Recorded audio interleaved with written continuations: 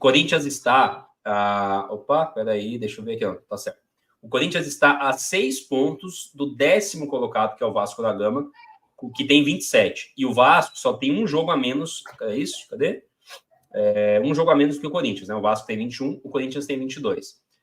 O problema, para mim, tá ali do Bragantino até o Inter. Que o Bragantino tem 2 jogos a menos, Juventude 2 a menos, Grêmio 2 a menos, Criciúma 2 a menos, Inter 75 jogos a menos. Então, esse é o problema para mim. E o Cuiabá também, que querendo ou não tá mal e tal, mas o Cuiabá tem 20 jogos, né? Então, se o Cuiabá... Eu não vou achar que o Cuiabá vai vencer os 2, né? Mas vamos lá que ele vença um, ele já encosta no Corinthians também. Então, acho que o grande ponto do Corinthians é que esses jogos aconteçam e que essa galera aí minimamente... Mas vamos pensar, Diogão, aqui num cenário onde esses jogos a menos, eles ganhem um jogo, entende? Então, assim, vai continuar nessa média aí de 3, de 6 pontos, não vai mudar muito disso. Então, se o Corinthians emplaca uma sequência bacana aí de 2 vitórias, sei lá, 2 vitórias e um empate, sabe? Pega ali uma sequência que consiga pontuar legal, o Corinthians consegue sair dessa zona incômoda. E não ainda a gente tem margem, são 16 jogos ainda para acabar, né, o retorno. Então, vamos passar agora por um cenário muito crítico, pegando líder, vice-líder, os 3 primeiros, né? Dos próximos 4 jogos, a gente pega os 3 primeiros e o Fluminense. E eu acho, viu, Diogão? Eu acho que o próximo jogo contra o Fluminense, o Corinthians tem totais condições de ou empatar ou vencer a partida. Totais condições. Totais condições.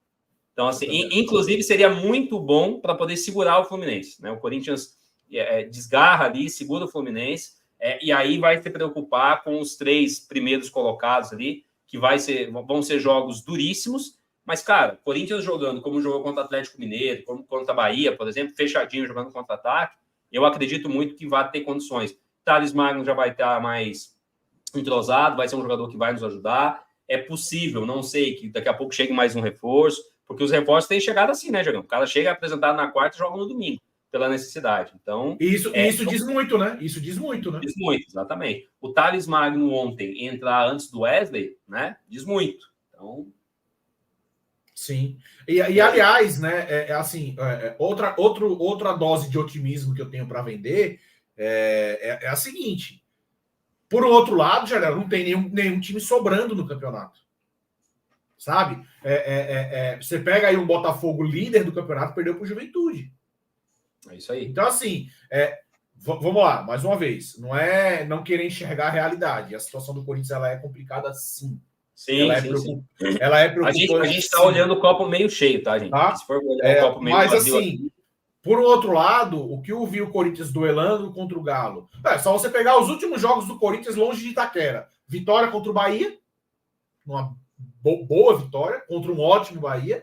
Um jogo que foi pau a pau contra o Galo, que o Corinthians teve perto até de vencer. Foi uma derrota injusta. O futebol não é justo, né? Mas se fosse, foi uma derrota injusta. E o jogo pau a pau com o Grêmio, que embora o Grêmio tivesse também numa situação difícil, o Grêmio é um bom time.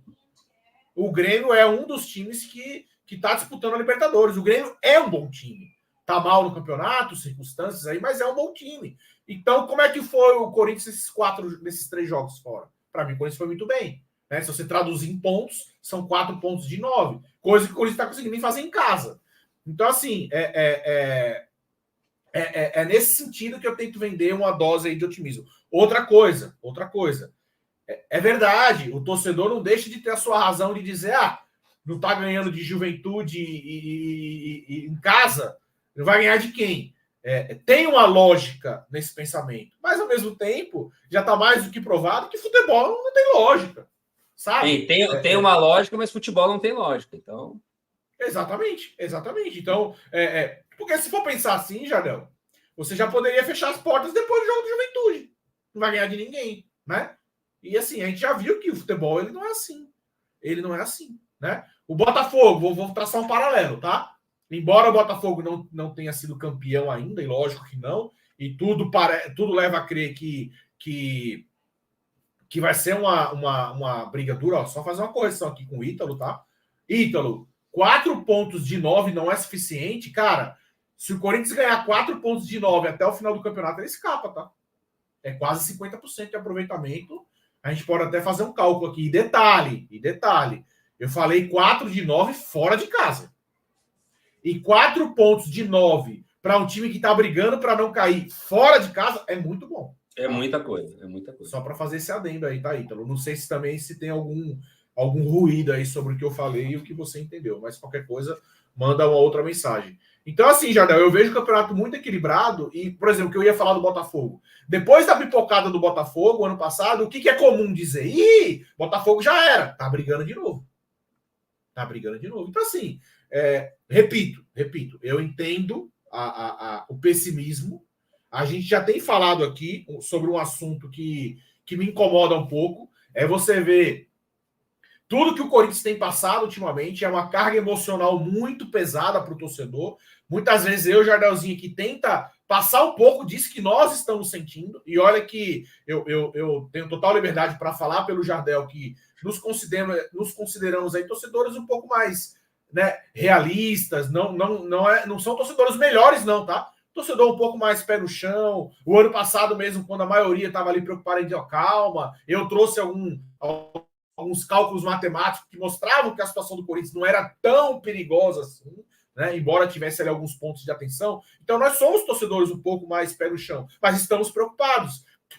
O que eu quero dizer assim, já tem aí dirigente fazendo um monte de merda, o Corinthians que não ganha em campo, e a gente fala o quanto o Corinthians não vencer impacta no nosso dia a dia, né? Deixa a gente triste, muitas vezes acaba com o nosso final de semana. E aí eu vejo alguns comunicadores reclamando com o torcedor que está pessimista. Desculpa, cara. Desculpa. Para mim, o torcedor tem todo o direito de estar pessimista, Jardel. O torcedor do Corinthians tem todo o direito de achar que não vai escapar. Sabe?